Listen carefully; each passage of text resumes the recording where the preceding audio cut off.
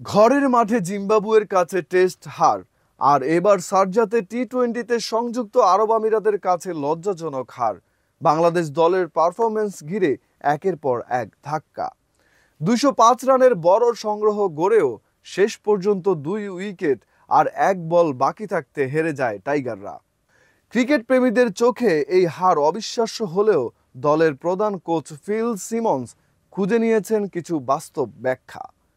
Match শেষে সংবাদ মাধ্যমে মুখোমুখি হয়ে সিমন্স বললেন, খেলা দু দলেরই ছিল। ওরা সত্যিই দারুণ ব্যাট করেছে, আমরাও মন্দ করিনি, কিন্তু সমস্যা হয়েছে ফিল্ডিংয়ে। ক্যাচ হাতছাড়া করেছি, রান আউটের সুযোগ নষ্ট করেছি।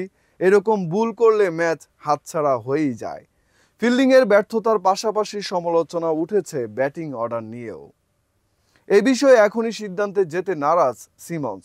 বলেন, এটা নিয়ে আজ নয়, আগামীকাল ভাবব। ম্যাচ হেরেই তো উঠেছি ড্রেসিং রুমে। এখনই ব্যাটিং অর্ডার নিয়ে চটজলদি মন্তব্য করা সম্ভব না। অন্যদিকে অধিনায়ক লিটন দাসও ম্যাচ শেষে স্বীকার করেছেন, ফল হতাশাজনক হলেও দল চেষ্টা করেছে। শিশিরের প্রভাব তুলে ধরে তিনি বলেন, আমরা উইকেটের সুবিধা নিয়ে ভালো ব্যাটিং করেছি, কিন্তু দ্বিতীয় ইনিংসে শিশির স্পষ্টতই ওদের সাহায্য করেছে। আমাদের ফিল্ডিংয়ে ভুল ছিল, আর মাঝের ওভারগুলোতেও সঠিক পরিকল্পনার অভাব ছিল।